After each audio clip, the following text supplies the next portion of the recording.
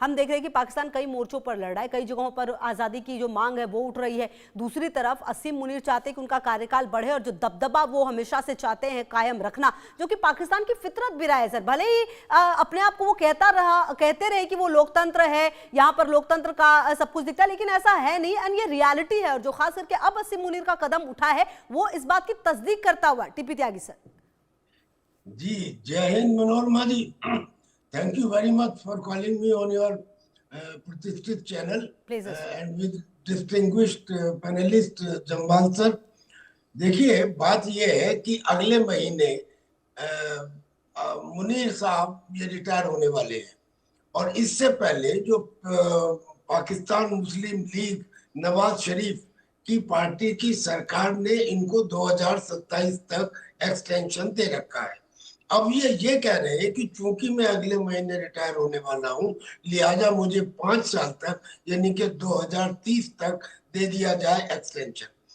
पीएमएलएन ये कह रही है कि हम आपको एक्सटेंशन दे देंगे, लेकिन अभी तो 2027 तक है ही। 2027 से पहले चुनाव करा देते हैं और आप इंश्योर करिए कि हम चुनाव में जीत जाते हैं, और हम चुनाव में जीत जाते हैं तो हम आपको 5 साल का एक्सटेंशन दे देंगे। ये इनकी एक टैसिट अंडरस्टैंडिंग है between the government and the Munir. लेकिन अब सवाल ये उठता है कि अगर मुनीर इस बात को नहीं मानते हैं और उधर अगर पीएमएलएन के जो अभी शहबाज शरीफ हैं वो इसको साइन नहीं करते हैं फाइल को, तो फिर ये विवाद बढ़ सकता है। लेकिन बढ़ने के बाद भी ये उस स्थिति तक तो नहीं पहुंचेगा, यानी कि जिसे तख्ता पलट कहते हैं, क्योंकि सड़ी गली व्यवस्था को कौन टेक ओवर करना चाहेगा। इस वक्त जितनी समस्याएं पाकिस्तान में हैं, पाकिस्तान के इतिहास में इतनी समस्याएं कभी नहीं रही, इतने रिवोल्ट कभी नहीं रहे। आज 5 फ्रंट के ऊपर उसे सामना करना पड़ रहा है। तो वो एक सिविल गवर्नमेंट का फेज तो जारी रखेगा ही। क्यों जारी रखेगा? क्योंकि वो देख रहा है कि अरे राजनाथ सिंह जी लोंगेवाला में गए और वहां पे कितना बेहतरीन कोऑर्डिनेशन है सेना में और सरकार में, और वहां उन्होंने जो बातें कही हैं भैरव बटालियन की हो या आशिक प्लाटून की हो या ऑपरेशन सिंदूर 2 की हो, तो उसे डर भी है। तो वहां की सिनर्जी को देख के ये यहाँ की सिनर्जी को खराब नहीं करना चाहेगा, लेकिन फिर भी उसने कुछ एक्शन लिए हैं। सबसे पहला तो उसने ये एक्शन लिया कि उसने जो ऑफिसर्स थे वो अपनी चॉइस के नियुक्त किए। से for example national security advisor lieutenant general Malik, director general of military operation जो बहुत ही इंपॉर्टेंट पद होता है, उसके ऊपर अपना चहेता कासिम अब्दुल्ला, और ऐसे ही और जगह किए ताकि उसको फौज की तरफ से कोई प्रॉब्लम ना हो। हालांकि जो उसके सिपाही हैं वो उसके और जनरलों के बिहेवियर से और उनके भ्रष्टाचार से तंग आके अब वो पोस्ट को छोड़ छोड़ कर भाग रहे हैं। तो सिपाही तो साथ नहीं है, लेकिन जनरल उसके साथ है। ठीक है सर। कतर यानी कि सऊदी अरेबिया भी उसके साथ है। जो उसने तहरीके टीएलपी यानी कि लब्बैक, इसका जो डिमोन्स्ट्रेशन कराया था, प्रोटेस्ट कराए थे, वो आईएसआई ने कराए थे उसको डिस्क्रेडिट करने के लिए। ठीक है सर, मैं आती हूँ आपके पास और आगे भी हम बातचीत करेंगे। अच्छा राजन जामवाल सर, मेरा एक सवाल ये बनता है कि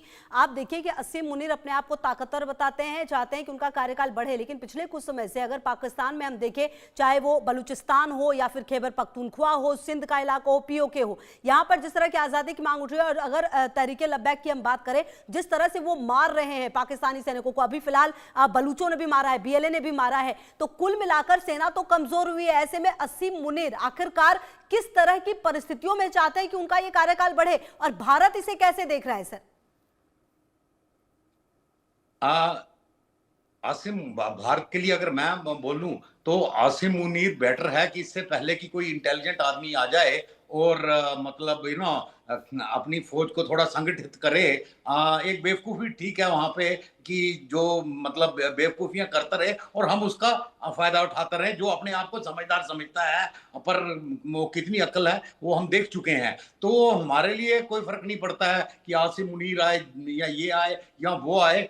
पाकिस्तान फौज एज ए इंस्टीट्यूशन, उसकी एक इंस्टीट्यूशनल मेमोरी है भारत विरोधी, वो भारत विरोधी रहेगी। और ये तभी हटेगी जब वो अपनी आवाम की नजरों में डिस्क्रेडिट हो जाएगी, जो प्रोसेस शुरू हो चुका है अलग अलग कारणों से। ये भारत के खिलाफ टू फ्रंट वॉर की बात कर रहे थे, आज भारत के बगैर ये इंटरनली 5 फ्रंट वॉर ऑलरेडी लड़ रहे हैं। और मतलब अगर भारत अभी जुड़ गया, दिस थिंग सिंदूर 2 जल्दी स्टार्ट हो गया, आई मीन जैसे आ रहे हैं बयान और जो माहौल चल रहा है, ये कभी भी शुरू हो सकता है।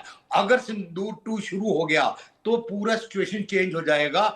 तब मेरे को लगता है आसिम मुनीर ये जो 2 साल बड़ी हुई जो उनकी है, ये भी नहीं ले पाएंगे, उनका रहना मुश्किल हो जाएगा। आसिम मुनीर भी इस बात को समझते हैं, इसीलिए उन्होंने अपनी फैमिली सारी ऑलरेडी बाहर भेज दी है, because they are prepared for such type of situation की भी अगर ऐसा हुआ देश छोड़ के भागना पड़ा। और जैसा कि पाकिस्तान में आमतौर पे होता रहा है कि जब सत्ता से आप उतरते हो, पावर से उतरते हो, तो फिर आप पाकिस्तान में नहीं रहते, आप पाकिस्तान के बाहर ही जाके कहीं रह सकते हो, बिकॉज पाकिस्तान में रहना आपका मुश्किल हो जाता है। तो मुनीर ये सब तैयारियां पर्सनल फ्रंट पे भी कर चुका है, उसको भी आइडिया है। पर अगर बाय चांस किसी तरीके से नहीं होता, so naturally it wants to consolidate power, कि जितनी बढ़ सके मेरी, एंड जितना मैं एक्सप्लॉइट कर सकूं सिस्टम को, वो मैं कराऊं। और ये कूटरी ऑफ जनरल्स है, बिकॉज इसमें जब पैसा बढ़ता है खाली आसिम मुनीर नहीं खा पाता, ये सारे मिलके जो पूरी कूटरी है एज ए सिस्टम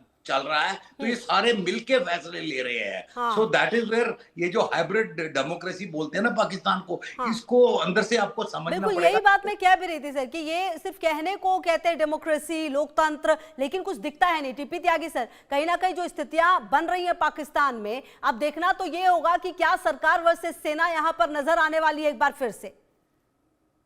नहीं, मुझे नहीं लगता सरकार वर्सेस सेना आएगी, क्योंकि कारण बिल्कुल साफ है कि एक तो उन्हें अपने पड़ोसी यानी कि भारत में दिखाई दे रहा है कि सेना और सरकार में कितना अच्छा तालमेल है, लिहाजा वो इस एग्जाम्पल को फॉलो करना चाहेंगे। दूसरे, जो सेना है वहां की, वो इस हालात में तख्ता पलट नहीं करना चाहेगी, क्योंकि तख्ता पलट करने के बाद जितनी प्रॉब्लम आज की तारीख में है, वो सारी प्रॉब्लम सेना के नाम में आ जाएंगी। फिर वो बीएलए के साथ, टीटीपी के साथ, तालिबान के साथ, टीएलपी के साथ, पीओके के साथ, ये जो 5 फ्रंट खुले हुए हैं, इस फ्रंट के ऊपर उनके पास कोई कुशन नहीं बचेगा, उन्हें खुद जवाब देना होगा।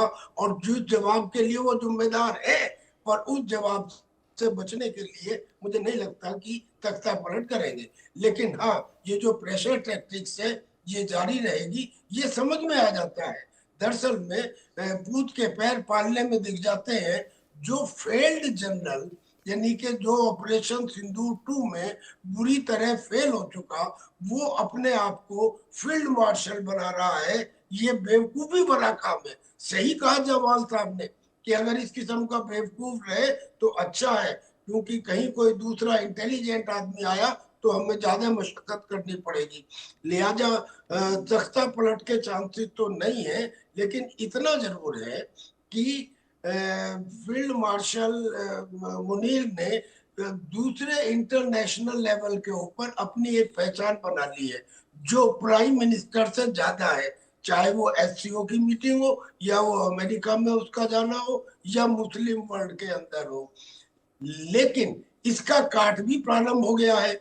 दरअसल में इन्होंने जो झांसे दिए हैं डोनाल्ड ट्रंप को, और खास तौर पे मुनीर ने, ये कि साहब हम तो आपको बगराम एयरबेस लेने में भी मदद करेंगे, साहब हम तो इजराइल को रिकॉग्निशन तक दे सकते हैं, साहब आप हमारा पोर्ट पसनी ले लीजिए, इसे बिल्ड कीजिए, साहब हम तो आपको मिनरल देंगे जो बलूचिस्तान में है। अब इसमें सारे ये है कि बलूचिस्तान के मिनरल को चाइना को तो ले जाने नहीं दे रहे, अमेरिका को कैसे ले जाने देंगे। जहां तक बची बगराम की बात, ये नहीं जानते कि जो अफगानिस्तान है उसका अच्छा खासा करीब 8 बिलियन पैसा अमेरिका के बैंकों में जमा है 2001 से लेके 2021 तक का, और वो पैसे को अगर कल को ट्रंप ने कह दिया कि मैं तुम्हें देने को तैयार हूँ, मैं तुम्हें रिकॉग्निशन देने को भी तैयार हूँ, तो वो तो वैसे ही डील में करे। अब बगराम बेच के लिए तो जरूरत नहीं पड़ेगी पाकिस्तान की। जो पाकिस्तान की ये ट्रंप भी जो ताश का तुड़प का पत्ता है, ये भी बेकार हो जाएगा। तो पाकिस्तान के जो मुनीर हैं, उन्होंने जितने शब्द बाग दिखाए हैं वो स्टेबल फाउंडेशन के ऊपर नहीं है। जी। और ऊपर से सबसे बड़ी बात ये कि हाँ। उसके जो रैंक एंड फाइल है, हाँ। ऑफिसर्स को छोड़ दीजिए, उसके जो सिपाही हैं वो आज 1947 के कम पढ़े लिखे सिपाही नहीं है। वो भी उनके हाथ में भी टेलीविजन देखते हैं, मोबाइल है, उन्हें अपने जनरलों का, कर्नलों का पता लगता रहता है कि ये किस तरह का भ्रष्टाचार में लिप्त बिल्कुल। है। और कहीं ना कहीं कैसे वो तस्वीरें भी जब जब सामने आती है तब तब पाकिस्तान की सच्चाई जो वो दुनिया के सामने आती है। अब देखना यह है कि क्या कुछ आने वाले समय में होता है। बहुत